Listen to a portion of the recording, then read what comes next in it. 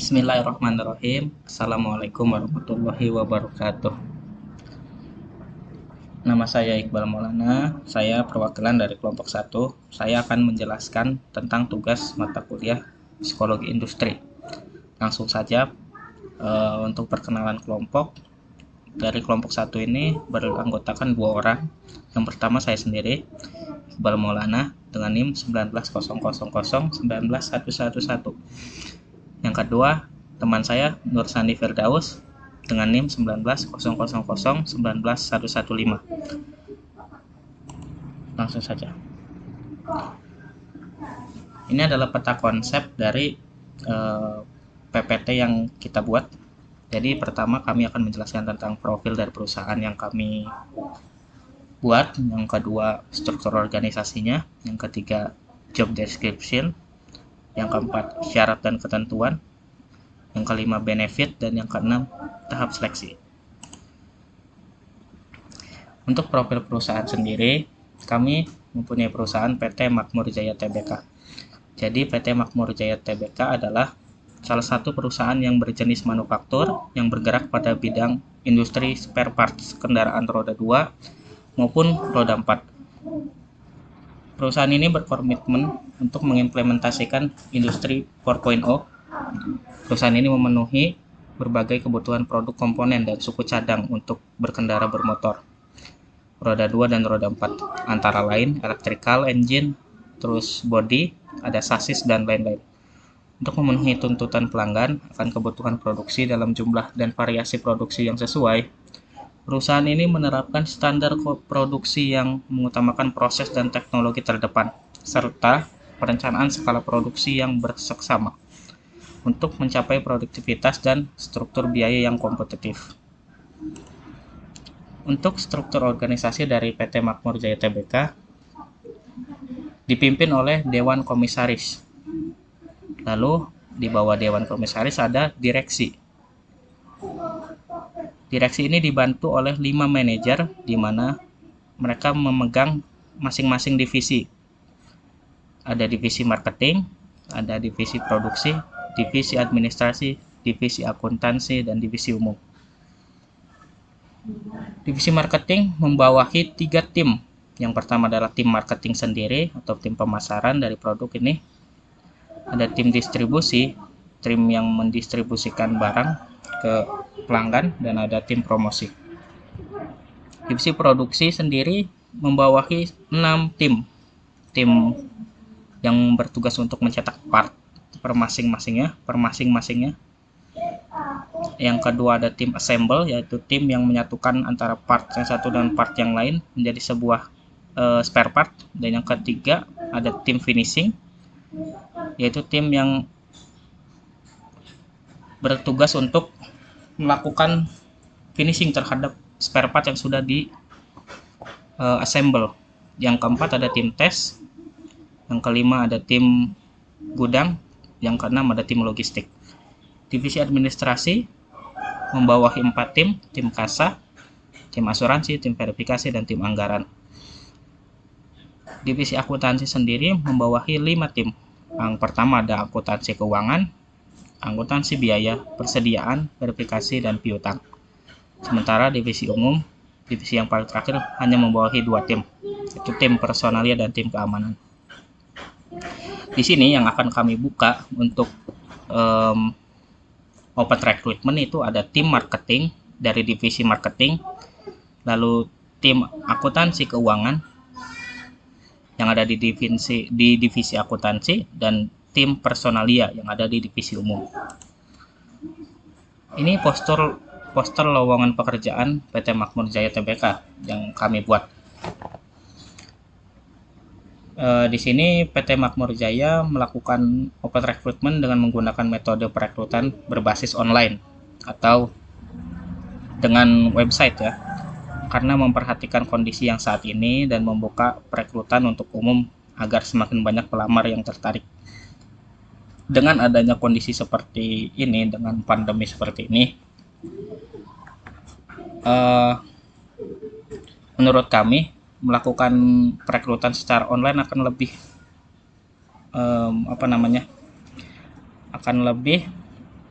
menarik minat dari banyak orang atau banyak pelamar nanti dibandingkan jika kita melakukannya dengan offline ya, dengan datang secara langsung ke kantornya. Mungkin masih banyak para pelamar yang takut akan keluar dari rumah gitu. Makanya agar tetap mendapatkan orang-orang yang berkualitas namun dilakukan secara tidak langsung, maka kami memilihnya dengan berbasis online. Namun tentunya dengan syarat dan ketentuan yang telah disepakati agar perusahaan tetap menjaga standar kualitas perusahaan. Untuk menarik lebih banyak pelamar, kami memberikan lebih banyak benefit bagi mereka yang nantinya diterima sebagai karyawan dan bergabung bersama kami. Ini adalah job description dari masing-masing tim yang kami buka open recruitment-nya, supaya pelamar bisa tahu apa yang akan mereka kerjakan nantinya. Di divisi marketing sendiri, kurang lebih ada 4 tugas pokok. Yang pertama, menganalisis dan menentukan target pasar. Yang kedua, merencanakan promosi produk perusahaan. Yang ketiga, merencanakan produk dan menetapkan harga. Yang keempat, melakukan inovasi pada produk sesuai dengan keinginan dan kebutuhan pasar. Akuntansi keuangan memiliki 3 tugas pokok. Yang pertama, menjadi sumber data keuangan perusahaan. Yang kedua, mendata segala bentuk keuangan perusahaan. Yang ketiga, mengawasi dan menjaga segala aktivitas keuangan di perusahaan. Untuk divisi personalia sendiri, kurang lebih ada memiliki 4 tugas pokok. Yang pertama, membuat job analysis, job description, dan job specification. Yang kedua, melakukan seleksi tenaga kerja sesuai dengan kebutuhan perusahaan. Yang ketiga, melakukan analisis tentang sistem yang membuat produksi menjadi lebih optimal. Yang keempat, menganalisis dan menyelesaikan permasalahan yang ada tentang produksi agar produksi bisa lebih optimal lagi. Ini adalah poster tentang bagian tim marketing ya, dengan ketentuan dan syarat yang sudah kami buat. Yang pertama, syaratnya adalah good looking. Ini untuk membantu tim marketing dalam hal menarik minat customer terhadap produk kami. Yang kedua, English TOEFL lebih dari 400.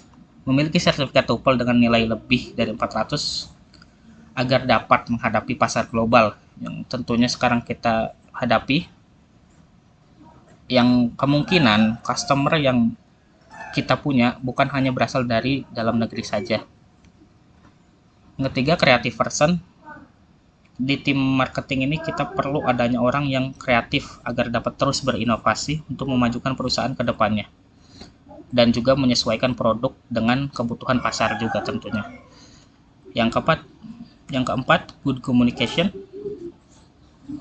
Komunikasi yang baik adalah suatu syarat yang wajib bagi seorang tim marketing. Yang kelima adalah energik. Orang yang energik akan mengalirkan semangat ke lingkungannya agar tetap terstimulus dan terus bersemangat. Begitulah yang diharapkan dari seorang tim marketing yang selalu bersemangat dalam melakukan pekerjaannya. Yang kedua, ada poster dari lowongan pekerjaan akuntansi keuangan. Yang pertama, syaratnya adalah S1 akuntansi, ini minimal.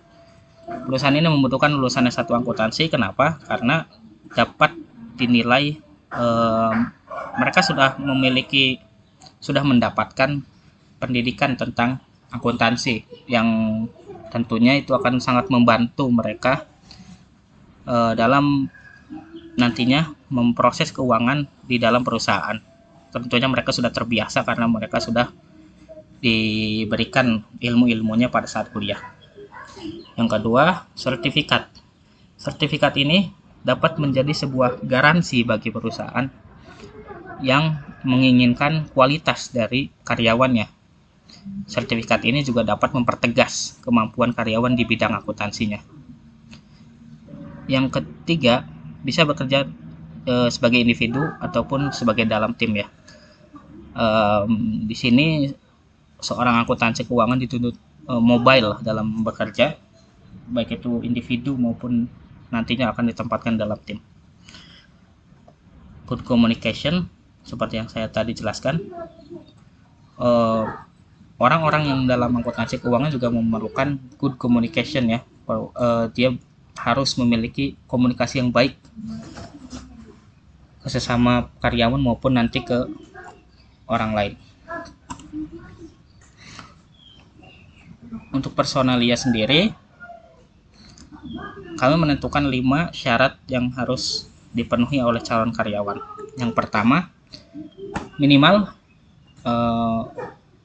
telah memiliki gelar S1. Perusahaan ini membutuhkan lulusan minimal S1 sebagai bukti otentik bahwa karyawan dianggap memiliki kemampuan untuk bertanggung jawab. Tentunya semakin tinggi pendidikan yang telah mereka selesaikan akan semakin membentuk kemampuan mereka dan akan dianggap memiliki kemampuan untuk bertanggung jawab terhadap pekerjaan yang mereka akan hadapi ke depannya. Yang kedua, leadership. Sebagai seorang personalia, tentunya suatu keharusan untuk memiliki jiwa kepemimpinan yang kuat sangat dibutuhkan bagi karyawan dengan posisi personalia. Yang keempat, bisa bekerja dalam individu ataupun dalam tim. Sebagai seorang personalia tentunya bekerja sebagai individu dan ataupun bekerja sebagai tim harusnya tidak menjadi masalah bagi dia, karena personalia ini mobile ya, bisa kemana-mana kerjanya. Yang keempat, good communication. Seorang personalia harus memiliki komunikasi yang sangat bagus, bahkan harus lebih bagus dari yang lainnya, karena mereka cenderung lebih bekerja untuk psikologis yang lain daripada bekerja untuk dirinya sendiri, karena mereka akan sangat berpengaruh bagi lingkungannya. Maka dari itu diperlukan komunikasi yang bagus. Yang kelima, pengalaman kerja minimal 3 tahun. Ini tentunya sebagai garansi bagi kami, bagi perusahaan. Dengan pengalaman kerja yang sudah terpercaya dapat semakin menunjang kredibilitas seorang personalia. Itu adalah beberapa syarat yang harus dipenuhi untuk calon karyawan. Nantinya jika ada yang ditanyakan bisa langsung ke nomor atau website yang telah kami cantumkan di sini untuk mengetahui syarat yang lebih lanjut ataupun ketentuan yang lebih lengkap. Ini adalah benefit yang kami tawarkan agar menarik calon karyawan supaya lebih banyak bisa mendaftarkan dirinya ke perusahaan kami. Beberapa benefit yang kami persiapkan di sini antara lain, yang pertama, gaji sesuai dengan pekerjaan. Jadi tidak ada namanya lagi sekarang bekerja rodi ya namanya, yaitu pekerjaan yang berat dilakukan namun upahnya tidak sesuai. Kami akan selalu mengusahakan gaji yang sesuai dengan pekerjaan, sesuai dengan keringat yang mereka keluarkan, sesuai dengan tenaga yang mereka gunakan, agar dapat menunjang mereka agar lebih baik lagi dalam bekerja. Yang kedua, gaji lembur plus bonus jika memenuhi target. Gaji lembur akan diberikan ketika mereka mengambil shift lembur, dan bonus ini bonus untuk mereka yang memenuhi target dalam pekerjaannya. Yang keempat, asuransi kesehatan dan ketenaga kerjaan. Ini agar memberikan ketenangan bagi mereka dalam bekerja dan tidak mengkhawatirkan keselamatan diri sendiri, karena keselamatan mereka, kesehatan mereka sudah ditanggung semua oleh perusahaan. Yang keempat, fasilitas untuk bekerja yang telah disediakan seperti mobil dan rumah yang telah kami persiapkan untuk pekerja-pekerja agar dapat lebih nyaman dalam bekerja dan tinggal memakai mobil dinasnya mereka untuk sampai ke tempat kerja agar bisa lebih semangat dalam bekerja. Fasilitas-fasilitas ini juga meliputi fasilitas-fasilitas di dalam kantor, Yang kelima, prospek masa depan yang lebih cerah, tentunya dengan bergabung bersama PT Makmur Jaya ini dan kita bekerja bersama dengan lebih baik, tentunya ini akan membawa prospek masa depan yang lebih cerah untuk kita semua ke depan. Ini merupakan tahapan seleksi yang harus calon karyawan lewati sebelum nantinya ditetapkan sebagai karyawan di perusahaan kami. Yang pertama, pendaftaran. Pendaftaran ini adalah proses yang dapat dilakukan dengan mendaftarkan diri. Pendaftaran dapat dilakukan secara online. Ya, pendaftarannya dilakukan secara online dengan membuat akun dan mengisi data diri di dalamnya, serta mencantumkan beberapa berkas-berkas yang telah diminta oleh pihak seleksi. Yang kedua, seleksi administrasi. Proses seleksi administrasi berupa proses penyeleksian berkas terkait dengan syarat dan ketentuan calon karyawan seperti CV, ijazah, dan lain-lain. Di sini calon-calon karyawan yang kami rasa layak dalam ketentuan yang berupa berkas akan mendapatkan email dari kami untuk mengikuti seleksi wawancara online. Namun untuk yang belum beruntung juga akan mendapatkan email bahwa mungkin rezekinya bukan di perusahaan ini, gitu. Yang ketiga, para calon karyawan beruntung yang telah lulus dari seleksi administrasi akan langsung mendapatkan email dari kami untuk melakukan wawancara online. Ini adalah seleksi tahap kedua berarti.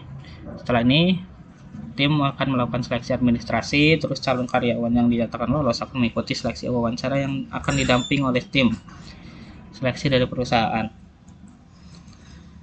Yang keempat, jika mereka telah menyelesaikan semuanya, maka akan tersaringlah calon-calon karyawan yang dinyatakan lolos dan akan menerima email dari perusahaan dan akan diminta untuk melakukan konfirmasi kepada pihak perusahaan terkait dengan diterimanya dia di perusahaan kami. Mungkin hanya itu yang dapat saya sampaikan. Mungkin lebih banyak kurangnya daripada lebihnya. Saya rasa itu cukup. Bila taufiq wal hidayah. Wassalamualaikum warahmatullahi wabarakatuh.